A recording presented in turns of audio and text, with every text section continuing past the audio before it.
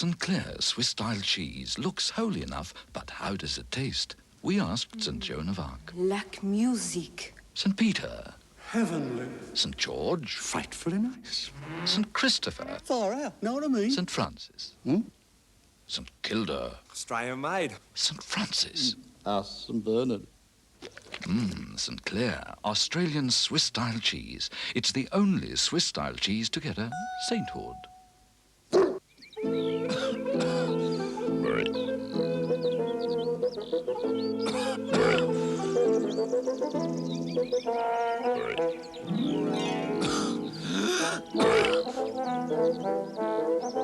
When the croak gets beyond a joke, try Allen's Butter Menthol. The butter soothes the throat, the menthol clears the head. Allen's Butter Menthol. Tuesday on Dallas. And what are you celebrating? My divorce from Ewing Oil. I've been waiting to hear that for 8 years. Pam cuts the You ties. finally have everything you've ever wanted. But JR's victory has a hollow ring. Doesn't mean much to me if I don't have you. Why don't you just take John Ross and move into town? He may have lost Sue Ellen forever. JR, if you want something on Kinderson, you're gonna have to put it there. Maybe we'll just have to do that. A storm brewing on Dallas, 9:30 Tuesday on 10. Eyewitness News is the only news service with the time to take the time to bring you all the day's news so you don't miss a thing. Eyewitness News is delivered by Melbourne's most dedicated news presenters, trained professionals who know what they're talking about. And they're backed by the most alert on-the-road and production teams in Melbourne. When you rely on television news, don't do things by halves. Get all the day's news first at 6 in Eyewitness News. You won't miss a thing.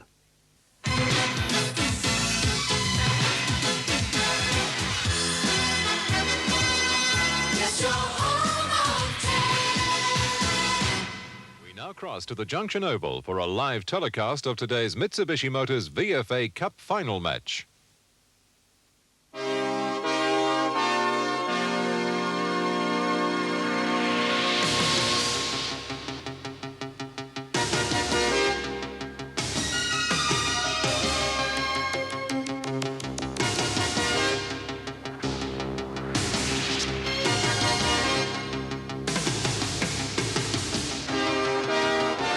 Well, a very good afternoon, everyone, and welcome to VFA First Semi-Finals in Second Division and also in First Division. The big game we have going on at the moment is between Prahran and Oakleigh. Prahran right on top, showing 19-11 to Oakleigh's 8 goals 15. Eddie Maguire will be here in a few moments to tell us all about the match. He's been watching it right through. But don't forget the big match of the day starts at 10 minutes past 2, and that's between Williamstown and Preston in the first semi-final. Well, a very interesting game, but by gee, this Prahran side are a powerful side, Eddie. Yes, they are, Phil. They've been able to contain Reno Preto at full forward. He's kicked 5 goals, probably only 3 of which were actually goals. There was one that was touched through and one that was an easy miss. But in the end, Preto's ended up with 5 goals and kicked his 150th for the season and now has 151 goals for the year, Phil. Right, who's been outstanding in play so far, Eddie? Well, so far, the big Irishman for Prahran, Jim Steins, has been a great player in the ruck, number 14. He's probably been best on the ground. Then Charlie Walder. Giles has kicked 3 goals and bat 3 goals for the Prahran side, but probably they've had a great team effort overall. For Oakleigh, McDonald's been a top player for them. The Irishman you're talking about, playing in the ruck, he's the fellow Ron Barassi brought out for Melbourne, isn't he? That's right, yes, Phil. A couple of years ago, they journeyed over to Ireland to grab some Jolly Green Giants, and he's been a great player today, number 14. And as I said, we'll probably get the Mitsubishi tankard as best on the ground. All right, Casey and Marcy are the field umpires for the big match of the day, while you're settling in to call the last quarter of the First Division Seconds semi-final. Gary Bryce is here with me. And Gary, you're very keen on this match. I notice you're taking a big interest in Prahran. Yes, I've got a few affiliations there, Phil, with Les Bartlett, an old friend of mine who's helped me out on many occasions with the VFA side, and great to see a guy like him who's put so much into Prahran for them to be doing so well today. Gary, what about the big game today, Williamstown and Preston? We've had a good look at Preston in 2 matches. We saw Williamstown last week. Yes, well, Williamstown very impressive last week, and I think the weather was going to and will play a big part in who's going to be successful today. I think because it's not wet at this stage, Williamstown would have to be favourites because of their big man strength. The contrast in the sides is that Williamstown do have the big marking power, whereas Preston are a fast running side who move the ball very quickly. I've heard this a lot, but in looking at Williamstown last week, they look a very well-balanced side. They have big men, but they have some good little men. They do, but on dry conditions, they can mark the ball. Their running players are quite good. They've got a couple of good little rovers there, and Sate and the other little fellow, I can't think of his name. Cale, that's him. Sleverson played well as a ruck rover last week. Yes. They have some good running players, but I think... and then they brought James on, as well, James, not a bad interchange player to bring on either, but I think if you look at man for man, the running players that Preston have with Dunbar, we saw an excellent last quarter by him to give Preston victory against Port. And when you look at Salvador coming back, I think they've got the better running players. OK, thank you, Gary Bryce. Now, Tony Banks here to join us just for a moment. Tony, you've been looking at the game. What do you think of it down here? Powerful side, Prahran. They certainly are a good side. I thought Oakleigh would do a lot better, Phil, because they've brought so many of their supporters along here today. They've just goaled in, but goodness gracious, they've been few and far between. As a matter of fact, the third quarter was a crucial quarter for Prahran. They got the wind advantage and virtually wrapped up the game then. They've gone on with it again in the final quarter because, the margin was at that stage, 22-17. Yeah, well, it's unfortunate for Oakleigh, but they seem to do this every time they come into a final series lately, don't they? Certainly do, Phil. All right, so let's go down now to Eddie Maguire with Tony to call the final quarter of the Prahran-Oakleigh game, the first semi-final. Well, Phil, we've been playing 20 minutes into this final quarter. Scores at the moment, Prahran 20-11, 131 to Oakleigh 9-16, 70. Of course, Oakleigh last year defeated in the grand final of the second division. Prahran relegated from first division last year. Bounce of the ball. Steins once again gets the tap. He's been a great player today. Comes out wide to Cook now. Cook now runs into the open goal, gets the handball over to Lowe. He's grabbed too high, quickly gets the handball across again to Taylor. But Taylor's kick is offline and through for only one behind. Wells was in a lot of trouble there before, Eddie. He's got a very, very bad left ankle, badly swollen, and he's in a lot of pain, unfortunately, down there in the coach's box. He'll be taking no further part in the game. Yes, Prahran have been a bit stiff there, Tony. Two of their top players, Murray Bingham, who was a star up forward in the first half, has gone off the ground with concussion, and Jimmy Durnan, former Melbourne player, also was probably one of the best players on the ground, keeping Preto under control, and he went off with a leg injury and concussion as well. That Bingham incident, Eddie, was an interesting one because a lot of people thought that he had copped a big punch behind play, but in actual fact, it was purely accidental. Once again, Oakleigh go forward, and Todd, the centre-half forward, takes the strong grab. Now, Ian Todd will line up from about 45 metres out from goal. No angle to speak of. Kicking with the aid of a breeze. Is yet to score a goal in the game. Kick is offline, though, and through for only one behind. It's amazing when one team gets on top. 11 goals a difference at this stage, how they tend to drop their effort, certainly, Oakleigh, because in the first half it was a fiery game. There were brawls at the half-time interval there with all the players involved, and they were bluing for about 2 or 3 minutes before they realised they might as well make use of their 10 or 15-minute break. Yes, it's been a great effort by Prahran. They led by 22 points at quarter time, 17 at half time, and then their big third quarter left them with the 57-point advantage at three-quarter time. We see now Sutherland run into the open goal for Oakleigh, and he's put it through, and that's Sutherland's first goal for the quarter and the game. Well, the scoreboard goes up to 9-17. Should be 10-17 actually, 77 to Prahran, 20-12, 132. The goal kickers so far in this game for Prahran. Giles has kicked 3 and Cook 3. They're the major goal kickers. For Oakleigh, Preto with 5 to move to 151 for the season, and 2 to George Brown. Been pretty quiet, Preto. He kicked his 150th goal at the 90-minute mark of the second quarter, and since then he hasn't been involved in the game very much at all. A big goal scorer who's been pretty quiet. Oakleigh are coming back now. This time Simpson comes onto the right foot, and he's put through another goal. So Oakleigh coming back into it. It's his second goal for the game, and a late burst by Oakleigh, but far too late. And they're out of this year's final series. It's all over for them for this year. 22 minutes into the final quarter. I don't see much chance for Oakleigh. They can kick a few goals with this breeze, Eddie, but they needed to do it a lot earlier.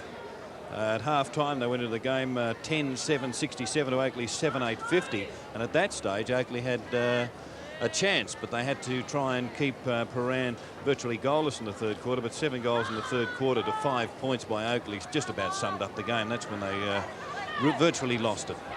Well, Prahran go further into attack now. Taylor on the bottom of the pack. Couldn't get it out. Picking up there for Oakleigh was Owen. Ball hits the ground again. Going in was Casper for the Oakleigh side. He dived on top of the ball. And the umpire will be forced to come in and bounce. How many reports do you think there were in this game so far, Eddie? I noticed there were reports definitely in the second quarter, and Darren Williams, number 18 of Prahran, was sent off. That's right. Well, there was a couple there. Giles was probably reported, and Howe for Oakleigh was probably reported there as well, number 45, in that all-in brawl. Simpson now gets the handball out, picked up by Marshall.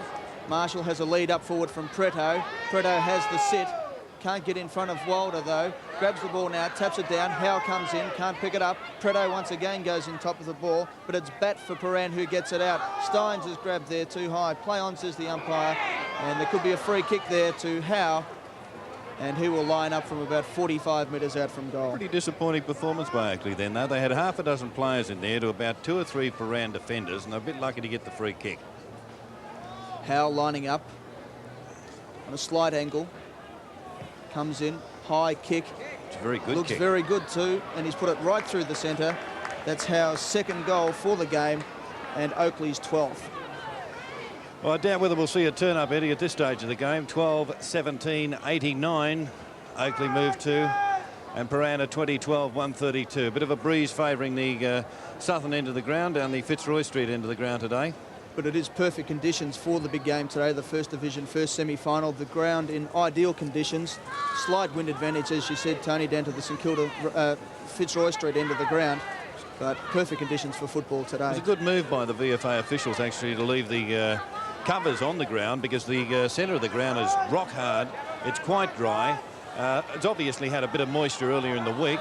Brown going for a run on the half-forward line now. Kicks in towards the full-forward position. The man in front is Prahran. He can't get through. Good defence there by Bat. Kicks across goal. And I think he may have just found touch. Or has he? No, there's a chance here for Prahran to come right back into it. It's Todd. He centred the ball, but well defended. Greg Hutchins, the captain coach of Prahran, has taken the mark and goes for the handball now. Phillips taps on in towards the centre of the ground. Prahran moving the ball very well at this stage. Taylor's got it, doesn't know what to do with it. He's gone for a funny sort of a drop kick. It's gone out towards the wing position, and a good mark right on the outer side of the ground. Giles now has leads coming on the half-forward line. Chips forward. The mark taken there by Fielding. No, it's out of bounds on the full. Just a little bit wide there. It was a classic example of the wind having a lot to do with the game, Eddie, because they had about 9 kicks to get it to the half-forward line, and 1 or 2 clearing kicks by Oakleigh, or 1 kick, and you'd be shooting for goal. Fielding now, Thompson rather, with the ball. Kicks in towards the centre of the ground. Picked up there by Marshall. Marshall straight away onto Todd. Not Todd. Out to Howe it was. Howe over to Simpson. Simpson swings onto the right boot. Chips it in forward. Brown picks it up. Runs into the open goal. Has a snap. He's put it offline though. And George Brown has now kicked 2 goals, 3 for the game after coming on at the end of the first quarter. Done a fair job, but he's had quite a few shots today and has been offline. There was a couple of controversial decisions early on. One ball seemed to go clearly through for a point and was given to a goal to Oakleigh in the first quarter. That nearly started the riot at the Junction Oval, didn't it? That's right, yes. Preto's shot seemed certain to be a point, but the goal umpire gave it full points. 42 points the difference now. O'Brien goes up, gets hit around the neck. Play on, says the umpire. Todd picks up the ball now on an acute angle, goes for the shot. He might have just squeezed it through. A great goal there to Ian Todd. And that's Todd's first goal for the game. He's kicked 1 goal, 1. And Oakleigh now trying to make the score respectable. But at the 25-minute mark, it's certainly all over for them for this year. Into the time-on period is not the right time to come back and win the game. I don't think Oakleigh have got any chance at this stage, but they're certainly they're going out of the VFA Second Division Finals series, at least by putting up a reasonably good final quarter. They've kicked 6 goals, 5 so far in this quarter, and Prahran have added 3 goals, 2. Stein with the tap, coming in as Cook. He's been a good player today. Owen gets the punch away for Oakleigh. Comes back, though, towards Phillips. Stephen Phillips runs into the open goal, lines them up. Just punched through at the last minute, though, by Johnson. And 1 point will be registered on the scoreboard. Phillips there. Bit of pace, that young Phillips, hasn't he? He has. He's kicked 1 goal too and has been a fine player around the half-forward line, roving the packs. No, his father used to play a bit of football and is apparently involved in the media somewhere or other. Long kick forward. Mark taken there by the captain coach of the Oakleigh side, Stephen Roach. He goes wide out towards the open spaces. Marshall comes bursting through the centre of the ground. His kick forward, looking for Todd. Pretto's up high. It's punched away from him. Comes to the ground now. In goes Marshall again. He's pushed in the back. Play on, says the umpire. Comes out wide towards Cook in the open spaces. Cook now off the right foot snap, looking for Giles. Giles let the ball go, though. Coming through was Stephen Phillips once more. It's out wide. Oakleigh seem to have the sit here. It's Roach who gets the handball going. Bain picks up, goes back in towards the centre of the ground to Sutherland there. Sutherland's kick out towards Todd on the half-forward line. And Todd picks it up just inside the boundary line. Centres it now, looking for Pretto. Pretto has the sit. Wilder up from behind. It's punched away. Players dive on top of it, and the umpire will be forced to come in and bounce. Well, Pretto having a bit of a disagreement in the background then, and the umpires decided to give a free kick against him. Pretto must be very frustrated at this stage of the game. Bat's got the ball now on the half-back flank and's gone for the wing. Bad bounce there, favours Oakleigh. Owen fighting for the ball on the bottom of the pack. Brown comes in, throws his weight in, tips the player over on his face. The ball over the line now in the wing position, with Prahran 7 goals in front of Oakleigh, who've had a pretty good final quarter, but it's all been a little bit in vain. The 28.5-minute mark of the final quarter. Prahran are going to advance to the preliminary final as Phillips gets it out to Cook. Cook tackled high. He's going to get the free kick. Walsh flattened him then. Walsh was going through for the ball, and I think he's connected Cook with a forearm there to the head. Low with the free kick. Gets the handball straight away, moving there to Wallace. Wallace runs into the open goal, lines them up and goes bang and puts through Prahran's 21st goal of the game.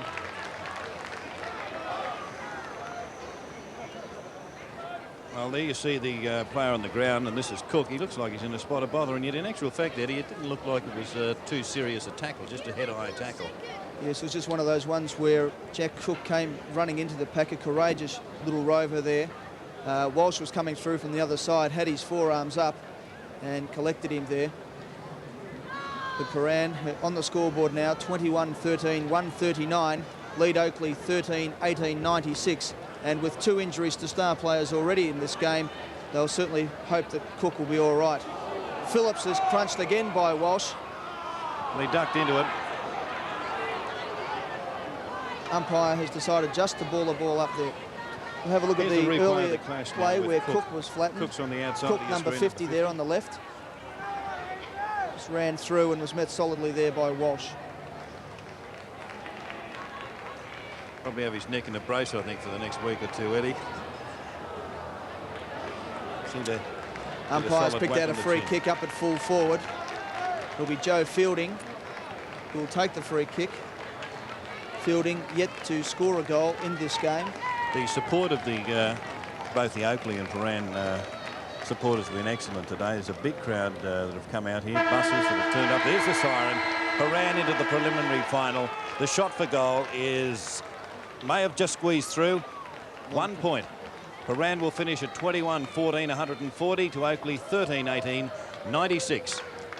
Well, Tony, the best player on the ground for the Mitsubishi Trophy today has been a great player. Who would you say has been best? Well, you've decided on Jimmy Steins, and I'm not going to argue with you, Eddie, because I think he played a good game. Yes, the Irishman, who was recruited when Ron Barassi and Dick Seddon went across to Ireland a couple of years ago, has come across, the big ruckman. Rucked all day today. He was a great player. He wins the Mitsubishi Tankard for the best on the ground. Just shows that Ron Barassi is still a good judge in selecting good VFA players. Just go through the goal kickers for the day.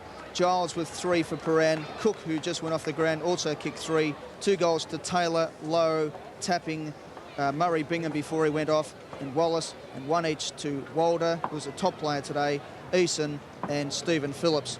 For Oakleigh, Reno Preto finished the season with a massive 151 goals for the season. He kicked 5 goals, 2 goals to George Brown, 2 to Simpson, 2 to Howe, and 1 each to Ian Todd and Andrew Sutherland. Final scores here in the first semi-final of the second division. Prahran 21-14, 140 to Oakleigh 13-18, 96. Many people think that fine engineering comes only in expensive European cars, like a totally integrated suspension system and an electronic 4-speed automatic transmission, economical and responsive. Now in Australia, Mitsubishi Magna gives you all this, plus an innovative Astron Mark II engine with the power to challenge a 6. Magna, a totally new class of car from Mitsubishi. Car Maker of the Year again. Look at these crazy specials from MSD this week. Relax in these comfortable, shiny triacetate tracksuit trousers. They look good, feel great. Sky blue, navy and black. The low price of just $14.99. Matching zip front jacket, $24.99. Make up this great tracksuit, only $39.98. Take a walk with Chuck Taylor Converse boots and shoes in 12 different colours. The new world sensation. Bargain introductory offer, only $29.99. Get these specials and more at MSD, the Melbourne Sports Depot. 2 stores, Elizabeth Street and Bourke Street City. It's amazing what you can do with a bit of timber and some decent tools.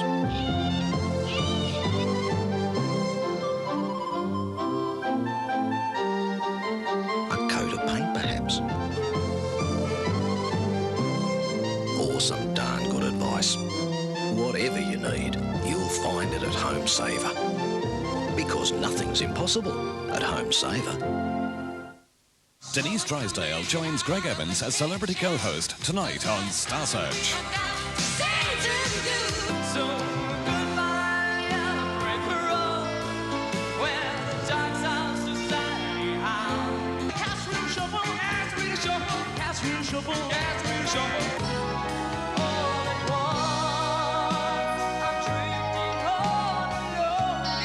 Star Search, presented by Kleenex Toilet Tissue, 6:30 tonight on 10.